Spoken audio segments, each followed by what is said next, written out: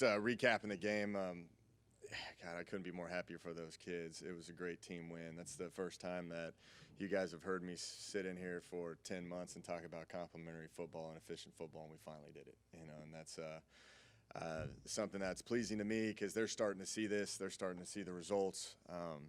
It was just a great overall win in terms of playing as a team. You look at offensively, we're getting a lot more confidence now.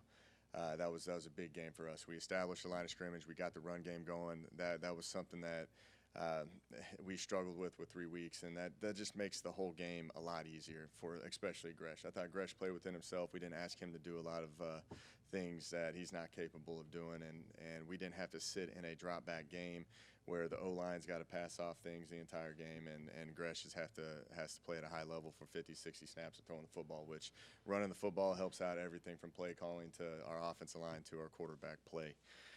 Defensively, the other thing too with the offense, we didn't turn the ball over, which is a really big thing for us because the defense is creating a ton of turnovers right now. If you look at the entire game, we had 3 overall, had 2 from the defense, which were pretty pivotal in that game. So very pleased with how they are getting turnovers. Um, our our entire message the entire week was eliminate explosive plays. The SMU game, they had 11 of them. We ended up having 1 explosive play, which was something that we were kind of concerned about because they are a pretty scrappy Georgia State team, and their offense is pretty difficult to play against just because of the quarterback run game, and you got to get added guys into the run fits, and it leaves your DBs on one-on-one matchups that we got to take advantage of. It was pleased to see how the defense keep playing at a high level. They're holding them to, I think it was around 4 yards of play, which is pretty good for playing 92 snaps. So defense still playing at a high level. Probably one of the most deciding factors of the game was special teams play and scoring a touchdown on that. That was great to see Javen Bakes get in the end zone. It just kind of goes back to all the work that we put in on a special teams play. It showed off in this game with a special teams touchdown off of a punt. You look at Josh Rowland, he kicked 3 field goals, and that was pretty important, and I think that was a lot of improvement from where they were last year. We're scoring points. He scored 13 points just kicking the football, which at the end of the day, they ended up winning us the game. Josh also had 4 touchbacks. You forget about how important that is that he's kicking it out of the back of the end zone, which helps us out a lot out on special teams. But, overall, great win for our program, great win for this university. The thing that I was pleased with is we practiced with a purpose last week. We turned the heat up on them, raised our expectations and standards, and there was times where we were doing team periods that were going about 60 plays when we only script 36 because we're reloading it and making sure we're getting it right. And I saw that translate to the game, and I think those kids came out today in the practice, and they practiced with a purpose again. And we got to keep stacking days like I've always talked about, and we got to keep continuing to get better. Because this is a tough Nicholls State team coming in. They're a scrappy team now. I explained the battle for the paddle today with our kids, so they're pretty fired up for it. So I know this game means a lot to our university and our former alumni, and I know that they're winning the series 16-14 right now, and I think these kids are ready to try to keep a win streak going. So our goal this week is to be 2-0. So, questions? Do you want them to bring the paddle? Have you reached out to them at all to finally bring that kind of paddle? I haven't, but we're playing for the paddle is what these kids are approaching it as. So I think just the whole story from 1998 and the 24 inches of rain that they got, and they had to cancel the game. They'd end up being like a bowl game for them at the end of the season and playing for the paddle. I think it gives something to play for. So I think these kids are pretty motivated to get back out. They're a lot more confident in what they've been after the first 3 weeks, but again, it's a new season, and we're looking to be 2-0. Did you hear anything from the Sun Bowl and that spike yet? Yeah, it was kind of interesting. They call it a buzz clock. They go off a clock in Birmingham, Alabama. That's how the feed was. So I didn't know there was 2 clocks, so yeah, they just said it was. Their clock had some time on it. Their clock had it with time. The clock that they showed me after they sent me the clips back, it showed there was 1 second left on the clock. Was there kind of sense of relief getting that first win out of the way, and then when you got back to work and it was time for the guys to put that one in the rearview mirror, did you see kind of a change in them at all, a change in the mentality of the pros? Yeah, it's always better coming in on a Sunday after a win. Like there's no people just with their heads down. There was good energy, music was playing, everybody was in a good vibe. But they understand that we have not got anything figured out right now, and we've got to stay the course. And you're never going to take a win for granted. Again, it's not about me either. It's about everybody that touches this program, and because we all put a lot of work into this. The kids do, the coaches do, the training staff, the administration, everybody who touches it puts a lot of work into it. So I think it was just more the staff, the quality of staff that I have. They're just so pleased to see these kids actually get a victory. So we were pretty fired up for them, and explained the importance of Nickel State and where we're at. And I think these kids came out with an edge, and they practiced extremely hard today. Coach, can you talk to the leadership of the locker room, being able to get that first win? Yeah. Now you're going for number 2, and making sure that those players that have been here that haven't had this opportunity to go to in a week, what are they Yeah. seeing right now, and how are they taking the leadership? Yeah, I'm telling you what, it was one of the coolest feelings I've had so far being here. I hit the hallway right after the game, and you could hear the energy and the emotion in that locker room, and the music going, and everybody dancing. And I walked in, and Josh Rowland's up on everybody's shoulders and getting thrown around. And it's just kind of starting to create that culture that it's a good feeling to win, and we want to keep sustaining that feeling. And it was a good message for the seniors that have been through everything. And getting a win, but it's also about trying to stack another one and letting these underclassmen understand that we're trying to change the culture here, and we're going to try to turn this into a winning culture where we expect to win games instead of just waiting for us to screw them up. And overall, I just love the excitement and the energy and just the joy of all those kids in the locker room after a good win. You mentioned 60 reps for 36 plays. Mhm. Kind of simplifying. It's kind of the same deal this week. Oh, yeah. No rush attack. Yeah, it's kind of showing the expectation that it's not okay, where you throw a deep ball, everything's good, everybody's blocking it up great, good pocket, and you throw a deep ball and they drop it. Well, it's a team game, and all 11 need to be doing their job. So we're making an emphasis where all 11 are executing at a high level. And it's good to talk about the leadership side of it. It's also an accountability side, and you start to see the pressure that these kids are kind of under to make sure that they're performing at a high level in practice, because that should translate to the game.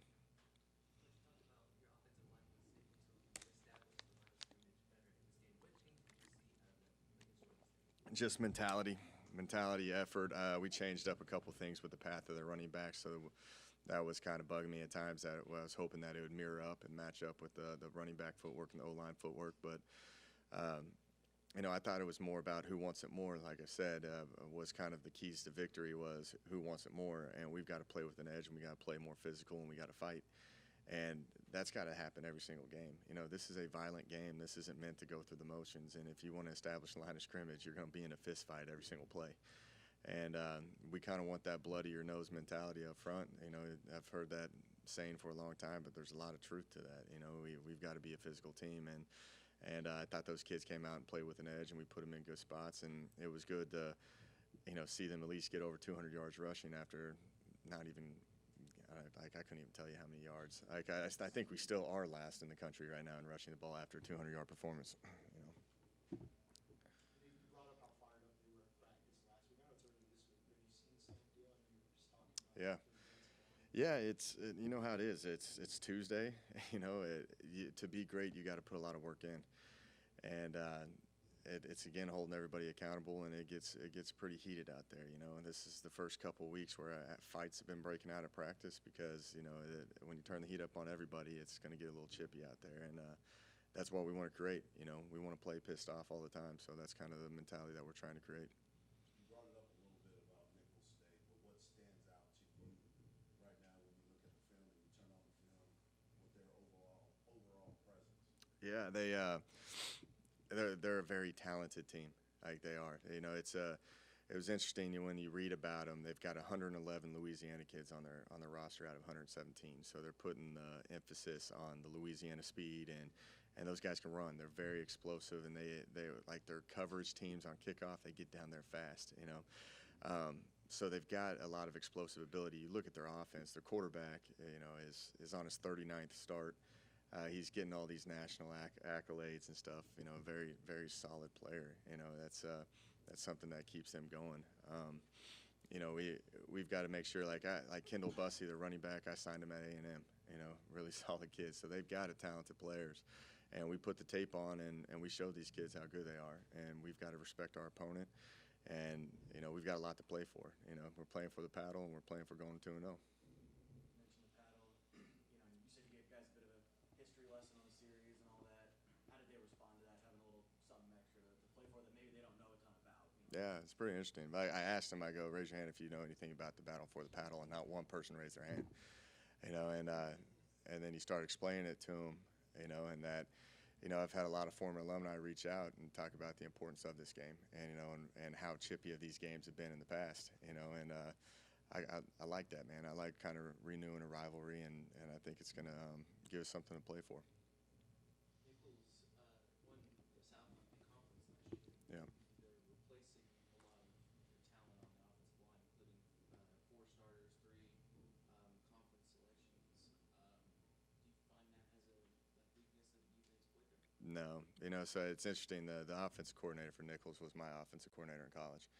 So he's a really good coach. I learned so much from this man on just terms on. He was one of the first that was actually playing with tempo, and then we kind of implemented it when we got to Houston. Dana was kind of doing it, but he was one of the kind of the pioneers of the tempo stuff. He does really 3 different phases of tempos with regular pace of play, and then kind of an intermediate, and then a fast. And he understands how he's going to put those kids in the right positions to have success. He's going to try. He wants to run the football. He wants to, because that's about efficiency. And he's going to throw all sorts of formations at you and unbalanced stuff to get you thinking until he can exploit you for a bit. But if you look at where they're at last year and where they're at this year with losing the offensive line, you don't see any hesitation right now.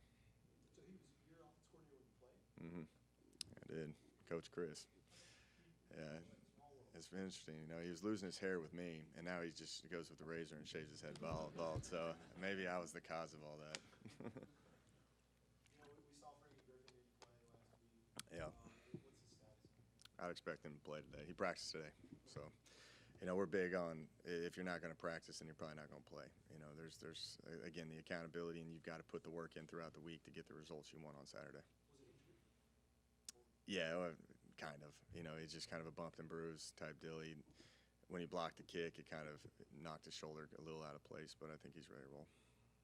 Heidmeyer went down, I think, in the 3rd quarter and came back in the game. Do you know anything about it? Just cramps.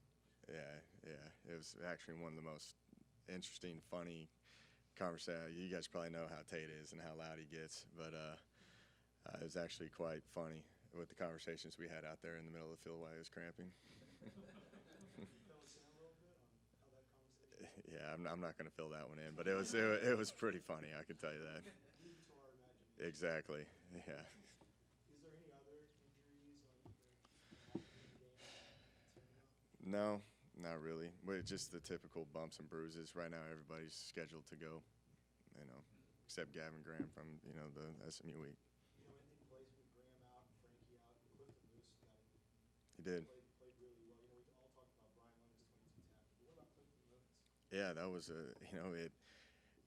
there's a lot of highs and lows in this game, and he was battling through a lot, being a starter last year, going through with the elevated play with Gavin and Frankie, and then injuries occur, and he comes out there and rises to the occasion. I think he had 10 tackles in the game, or second leading tackler, and some of them were in pivotal moments in overtime and hitting them for negative yard plays. So couldn't be more happy for the kid, because he's kind of stayed the course. You can see the adversity he's going through, and then he rose to the occasion and made some plays for us. Coach, sorry to go backwards.